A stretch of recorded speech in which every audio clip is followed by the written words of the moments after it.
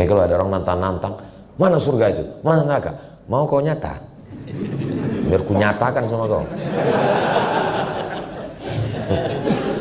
Begitu ruh keluar dari jasad, yang nyata ini menjadi tak nyata. Apa yang paling nyata sekarang? Istri. Istri yang paling nyata. Tapi begitu kita mati, dia menjadi tak nyata. Yang kata dia, sehidup semati bang, langsung aku hidup kau mati. Yang kata dia, ini harta kita bersama bang. Begitu kita mati, harta itu berubah menjadi gono gini, kau begono, aku begini. Mati-matian kita mencari duit, mencari arsitek, tukang gambar, kita menatanya, jadilah rumah itu megah, mewah, cantik. Pup. Mati kita jam 8 malam. Jam 8 malam kita mati, jasad kita tak lagi tinggal di kamar, dipindahkan ke ruang tamu. Carilah di Indonesia, di dunia ini, yang mati jam 8, istrinya masih mau tidur sama dia. Nggak ada itu. Dipindahkan kita ke ruang tamu, menangis dia sebentar, habis itu masuk dia ke kamar. Habis itu apa yang terjadi? Oh, ada ibu-ibu rupanya di luar. Saya sangka ini pembicaraan antar kami sesama lelaki aja. Aduh, nggak enak, udah melukai hati kalian. Pada akhirnya kita semua akan meninggalkan ini. Walal akhiratu khairul laka minal ula. Yang akhirat itulah lebih utama daripada yang di sini. Wal akhiratu khairu wa abqa. Yang di sana itu lebih baik dan lebih kekal abadi. An-nasu niyam. Manusia ini tidur. Sekarang ini kita sedang tertidur ini, sedang mimpi indah. Ada yang mimpi jadi orang kaya, ada yang mimpi menang pilkada, ada yang mimpi jadi pengusaha. Orang kalau sudah mimpi, makin lelap tidurnya, makin sedap, maka mengigaunya pun makin. Maka kalau tidurnya biasa aja, nggak mengigau, itu tanda banyak beban itu. Tapi kalau sampai mengigau-ngigau, itu tandanya tidurnya sangat pulas dan lelap. Makanya kalau ada kawan sikit-sikit cerita, rumahku, mobilku, bilang, kau nampaknya lelap kali tidur. Terlalu dalam.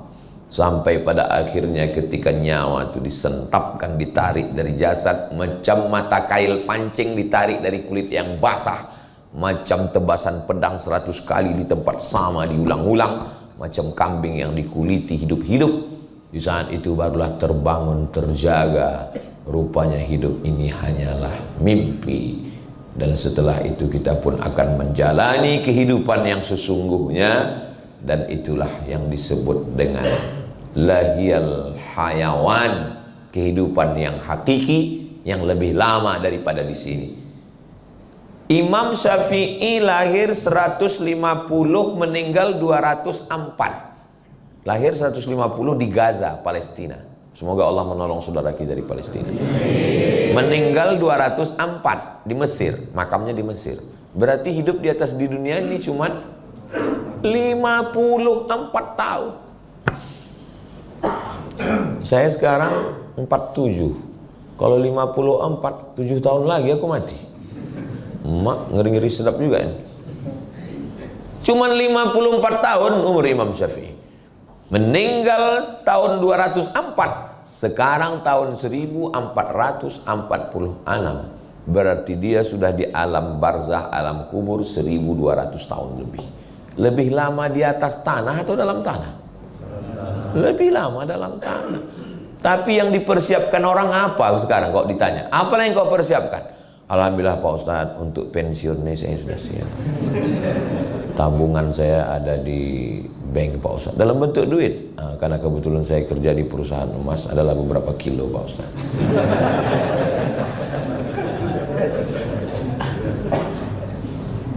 Yakin betul umur nih sampai pensiun. Disiapkan semua. Kalau tentara tadi malam saya tanya Pak Dan Yonip 123 Raja Wali, berapa pensiun Pak? 58 katanya. Kalau guru besar profesor 70. Kalau martabe 58. Mak, hati-hati kalian yang 57. Yakin betul dia persiapan ini 58. Aku 58 pensiun, siap. Ya tak tahu malaikat maut datang 55. Rupanya malaikat maut itu kalau datang ditanyanya dulu kita, kau udah pensiun apa belum? Enak kali. Begitu sampai masanya kita mati, semuanya tinggal baju seragam diganti dengan kain kafan. Surat nama di STNK BPNKB, mati kita, surat mobil, surat motor dibawa ke Samsat, diganti nama orang lain. Kenapa? Karena orang pajak nggak mau mengutip pada almarhum. Yang paling sakitnya, ini kalau aku ceritakan nanti berubah perasaan kalian. Surat nikah pun berubah. Nama kita di surat nikah itu hanya bertahan 4 bulan 10 hari. Setelah itu berganti nama menjadi Bronis, berondong manis. Memang sekarang kalian senyum, tapi pas pulang dari sini nanti, aku yang khawatirkan berpengaruh pada etos kerja ini. Mohon maaf Pak pimpinan, tiba-tiba orang ini hari ini temenung aja. Dia tanya, kok nggak semangat kerja? Itu apalah kita semangat kok, pada akhirnya mati juga. Saya nggak mau itu.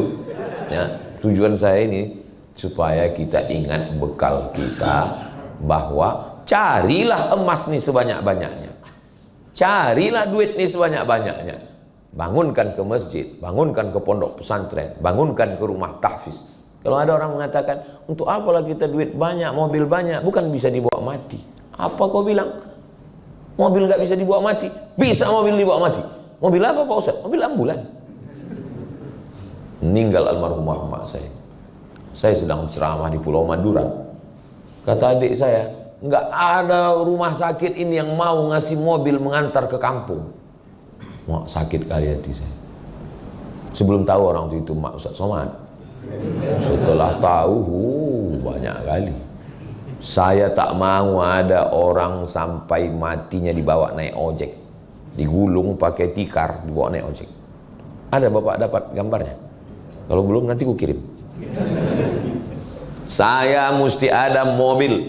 Saya bilang ke yayasan, mesti ada mobil ambulan. Alhamdulillah, sekarang yayasan kami Tabung Wakaf Umat sudah ada 2 ambulan.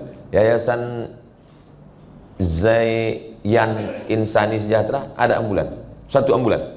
Pokoknya semua yayasan yang di bawah Ustaz Abdul Somad, setiap provinsi ada 1, wajib punya ambulan.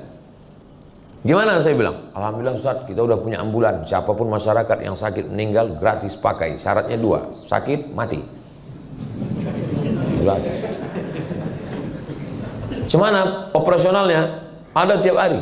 Jarang pula yang sakit, jarang pula yang meninggal sekarang Pak Ustaz. Alhamdulillah.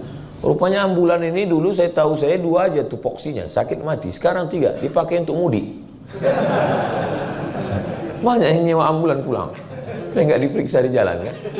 Waktu COVID itu, kan diperiksa ketat, nggak boleh lewat, nggak boleh. Ambulan lewat gitu. Padahal orang sehat semua dah. Kok bisa pulang kampung? Kami naik ambulan Pak Ustaz. Bapak Ibu yang dimuliakan Allah.